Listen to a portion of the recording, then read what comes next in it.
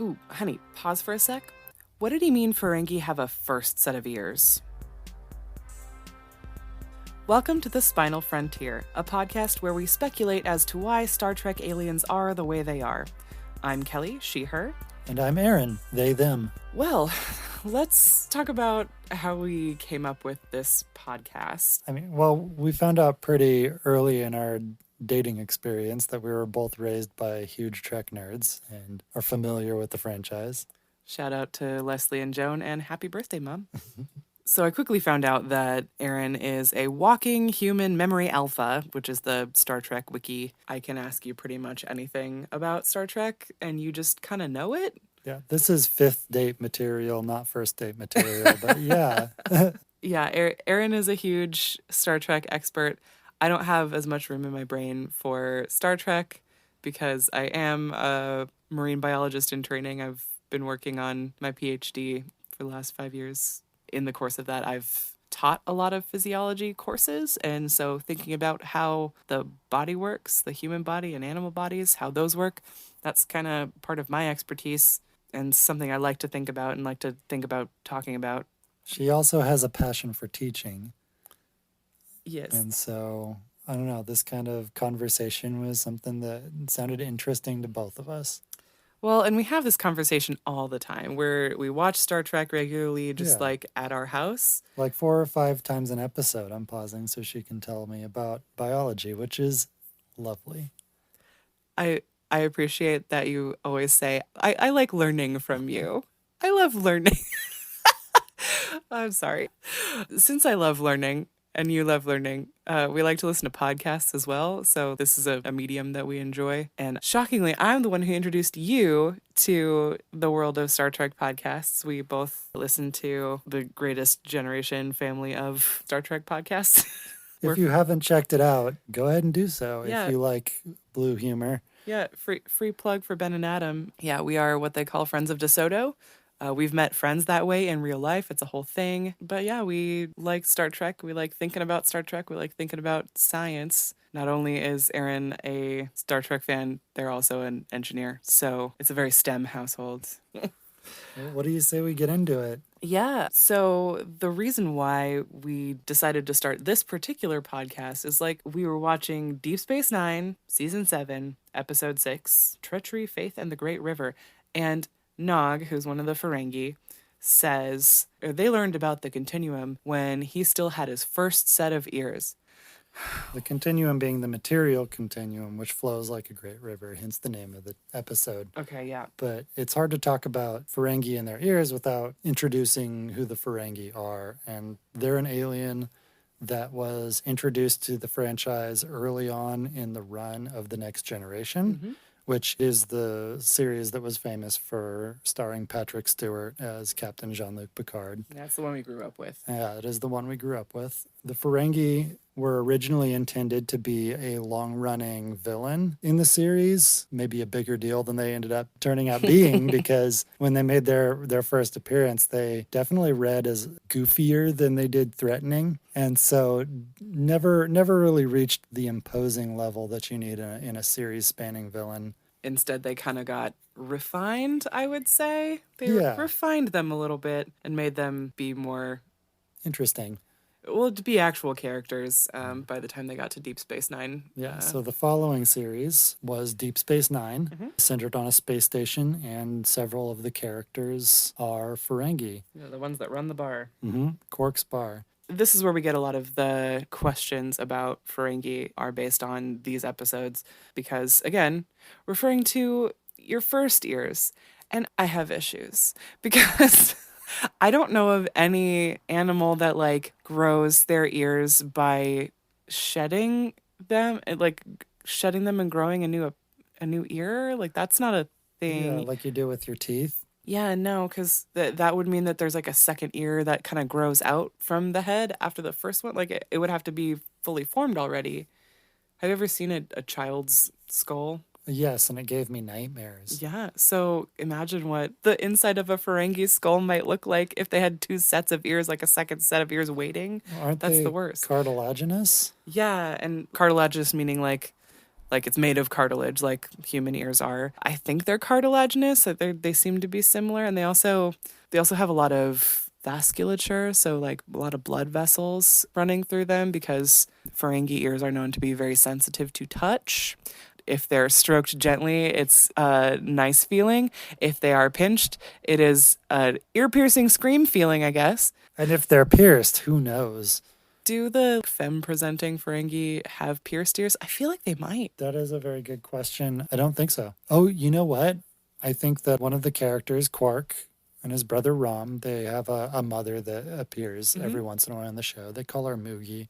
It's very sweet. Moogie. But yeah, I think she may have pierced ears. And of course, that's not like piercing your regular ear. That'd be like piercing something a lot more sensitive because, again, they seem to have a lot of nerve endings and a lot of blood flow. So the classic physiological comparison with Ferengi are bats. If you look in the other Star Trek speculative literature, they're commonly associated with bats because bats have these huge ears and kind of ridged faces in order to facilitate their sonar. So bats echolocate, which means they let out a high pitched noise either through their mouth or their nose, which I learned in researching for this episode. So the ridges on their face kind of help direct the different frequencies of sound so they can kind of make the most of where the sound is going so it can bounce back to their ears because it comes out at a couple different frequencies, I guess. There's a link in the show notes about this just so you can kind of see what I saw. It's really neat. So Ferengi also have these ridges and these massive ears. So they've obviously invested a lot evolutionarily in hearing. Do you want to give an example of the times they could hear extraordinarily well? Well, there's at least one episode where Quark is shown picking a lock without a stethoscope, just using his ears to hear the tumblers in the safe, and that was pretty interesting. But there's just there are a lot of instances of them being able to have superhuman hearing. The fact that they have such a big ear is also interesting too because there's a couple of different ways I was thinking about like why would they develop such a large ear. So they all as a species have a large ear for helping with hearing, which makes me curious about what life might be like on their home planet, which is called Ferenginar. Do you have any insight for us on what Ferenginar is like? Well, in a couple episodes of Deep Space Nine, we do get to see Ferenginar. We know that it rains pretty much Constantly, all the yeah. time. And they make mention that the Ferengi language has many words for rain to describe like the type of rain. But we're here to talk about ears. So So, my thought is when there is constant rain just drumming on your house, that introduces a lot of extra background noise. And we, as very professional podcasters now, know a lot about background noise. You might want to have face structures that help you discern different sounds if there's a lot of loud background noise, aka the rain. Does that make sense? Like, it does to me. I'm the layperson here. you're not the layperson, you're the Star Trek expert. That's very generous. Thanks. So that's my first thought on the ear size thing. But also, if you look at male and female Ferengi ears, Moogie's ears are a lot less pronounced than her son's. Differences in size of certain body parts or differences in shape or color, those are often driven by something called sexual selection. So one sex of the mating pair decides that a certain thing is going to be an indicator that, like, wow, this guy's going to be very strong, very fit, is going to create really excellent children, and our offspring are going to super survive. It's going to be great. I know that's what drives these size differences in a lot of different species. And I think that's what's happening with the Ferengi here. So the females are the ones who are choosing to mate with males with larger ears. I think there's a lot of, tell me if I'm wrong, there's a lot of kind of associations with having big ears, conferring like stronger abilities and like. Specifically, the Ferengi came into their own during the rewrites and fleshing them out as characters as the galaxy's kind of preeminent merchants and traders, and they prize themselves for their business acumen. And so it's interesting when they talk about their ears in terms of having the lobes for business. They've associated the size of their ears with something in their that in their culture is seen as a good, positive, successful Ferengi. So the other thing I was thinking about when I was thinking about the size of ears, like maybe it confers some sort of biological success. Maybe it definitely seems to help with the ability to hear really sensitive sounds, discern sounds over rain. But the other thing I was thinking about was elephants. What about elephants? Elephants use their very large, very blood vessel filled ears for regulating their body temperature. So if they get too hot, they kind of hold their big old ears away from their head and kind of wave them around. And Ferengi can't like wave their ears around. But I'm also guessing that Ferenginar is very cold because a lot of like it's just kind of a fetid swamp is what I'm told, or what I'm given to understand. So it's probably not a very warm planet, warm place to live. They're probably a little bit cooler, used to being a little bit cooler, and so the Ferengi that are living off planet in spaces that are that are built by humans or other races of alien that like maybe don't come from a fetid swamp. Maybe the bigger ears are also helpful with maintaining body heat, a comfortable body heat in this massive space stations away from where they evolved. Right? I'm not saying it's significant. It's just Oh no, you raised a lot of points very quickly, and I'm still stuck on are swamps usually cool? Because when I think about the well-known swamps that I know, they're usually very hot and humid. I'm thinking of like a medieval peat thing in the UK. Like, but you're right. You're right that like there's a lot of swamps in the south, and it is not cold in the swamp. Yeah, I don't actually know what the weather is like on Frankenar. Well, if it adopts the standard sci-fi trope of being a planet of swamps, it probably has like quite a few different temperature variations. I don't think there's actually any hard evidence that Ferenginar is hotter or colder than we would normally think. I don't know. That's This is our first controversy already. that's a lot. I don't know. I got nothing. And this is one thing that I really enjoy about looking at morphology. So, like the kind of the form and function of organisms, is it can kind of tell you something about where that organism lives. I think that the big ears are definitely tied to at least hearing over constant rain. Mm-hmm. So, speaking of elephants, because they dissipate heat through their ears, they don't sweat. Correct. They do not sweat. And in fact, they take mud baths, right, to keep cool. Yes, that is what they do. Well, you know what probably has a lot of mud? Ooh, I see where you're going with this. A very swampy Ferenginar. A very swampy Ferengi. So the elephants on Ferenginar don't sweat? No, my hot take is that the Ferengi don't sweat. I think they dissipate heat through their ears and they take mud baths to keep cool. I mean, there's no canon that doesn't say that. And also, how are you the biology side and I'm the canon side? Hold on a second. Pulled a sneaky on you. Sneaky, sneaky. Okay, our real sponsor today is still Anchor by Spotify, which is the platform for the Spinal Frontier. It's definitely the easiest way to make a podcast. We don't have to have special equipment or editing software. Anchor has the tools that allow you to record and edit your podcast right from your phone or computer, so you can share your latest hot take about Star Trek Alien Eyeballs with the world on your favorite podcatchers.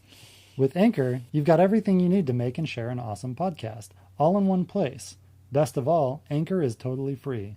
So, download the Anchor app or go to anchor.fm. That's anchor.fm to get started. I mean, we could talk about the Ferengi for a very long time because there is a lot of material in Deep Space Nine about them. But since we're mostly talking about ear morphology, And one thing I did want to say is that if you can increase the surface area of the body, you can dissipate heat through it better. We call it a radiator in engineering parlance. And so that's when you look at the grill on your car, it's actually a series of fins, flat slices of metal that increase the surface area by being, yeah, anyways. Um, Oh, we can cut out the technical stuff. I can talk about surface area to volume ratio all ding dang day. We know this. We could talk about giant Spock. Well, maybe let's talk about regular Spock. Let's talk about Vulcans because that is the other famous ear in the Star Trek franchise. Maybe like Vulcans, also Romulans, which are a sister species to Vulcans. And maybe we can even talk about Remans, who are closely associated with the Romulans, and talk about all those pointy ears. The pointy ears, I tried to look this up because we started on Ferengi ears, but I wanted to get some similar takes on other alien ears. But like Vulcan ears supposedly evolved over millennia, but that's all I got. Like specifically why they're pointy? According to my research, the Vulcans apparently have superior hearing to humans, but I don't see any evidence that I don't understand because they have almost identical ear folds to humans. Then they just have kind of that little extension, but that only Spock has really curly ear tips instead of just pointy. So what you're saying is that the pointedness of one's ears doesn't necessarily mean that they have better hearing. Yeah, no, because all of the animals that have pointy ears also are able to turn those ears. Like they have musculature in their skulls that rotate their ears around, like a German Shepherd or a cat that have kind of those triangular ears. But that it doesn't really do much. There actually is a real life condition that humans can have. It's called Stahl's ear, Stahls. And it's a genetic mutation that there's a couple of different ways it can manifest, but basically it just makes your earlobe be pointy. And some people call it Vulcan ear or Spock ear. You can correct it with surgery, or if you're a baby, they just kind of mold it back into place. But there's no associated issues with that. Like there's no change in ability, or in real life, there doesn't seem to be any evidence that Vulcans would have better hearing. So a trait that's passed down from generation to generation that doesn't help but doesn't hurt. It's just kind of there. Maybe it's also a sexual selection thing. So Vulcans apparently have superior hearing. Romulans, who are closely related, look very similar to Vulcans, but look like they have a lot of little different traits from Vulcans, like genetically. And we'll talk about genetics in another episode. Like that's kind of a whole series of episodes on its own. Mm-hmm. But do you know anything about Romulans having superior hearing, or is it just a Vulcan thing? Well, Romulans are so closely related to Vulcans in the lore of Star Trek that although I don't recall them ever explicitly having superior hearing, I would kind of expect them to. So while we're talking about Romulans, I did want to bring up Remans, not only because of the excellent naming convention. You want to explain that? Yeah, so Romulans and Remans in Star Trek share a solar system. The Remans apparently live on the moon of Romulus. All of this is a little on the nose. Because Romulus and Remus on Earth were brothers who in Roman mythology were raised by a wolf and nursed to health. Romulus went on to found Rome, and Remus died, I think. I think Romulus kills Remus. Oh, like a Cain and Abel situation? I think maybe. Okay. Anyway, so the Remans are specifically live on the dark side of the moon of the Romulan planet. And organisms that live in the dark, aka bats, yes, we're back to bats, they can't really rely on their eyesight. So that is kind of the idea with the Remans as well. If you look them up, they do have kind of longer, pointy, very ridgy, batty ears that look very similar to a real bat's ears, and kind of small eyes, similar to, I don't know, the Ferengi, who have small eyes, giant ridgy ears. The Remans They definitely look like they crawled out from the dark side of the moon. They're very pale and weird looking, but the most striking thing, I think, are these bat-like ears, which, again, kind of indicate that they come from somewhere that they need to depend on their hearing. Anything else that the show says about how Remans be, where they live, and what their special abilities are? Do you know anything about them? I mean, frankly, the Remans exist in one movie in the franchise. It's Star Trek Nemesis, and it's not really my favorite movie. I'm shocked that Tom Hardy made it through that and went on to have the career he had. But at least in the details put forth in that movie, they were used as shock troops during a war and were noted to be very fearsome warriors. Probably because they could hear anything coming. Yeah, maybe. Definitely. I'm declaring it now. It's canon on my very official podcast now. All right, so that's it for now. We're going to release episodes every second and fourth Friday, and this is the inaugural episode in time for my mom Joan's birthday, so happy birthday again, Mom. And we're doing that just so you can end your week with the treat of also pretending to be a speculative exobiologist along with us, I guess. We're going to keep our language clean, just to be kid-friendly, but do expect that I will be frank about biological information. No euphemisms here. If you like this episode, please subscribe on your favorite podcast listening app, and feel free to leave us a review, based solely on the trailer and pilot, I guess. If you're not already, please follow us on Twitter at Spinal Frontier and on Instagram at Spinal Frontier Pod. Thanks for listening. Okay, honey, you can press play.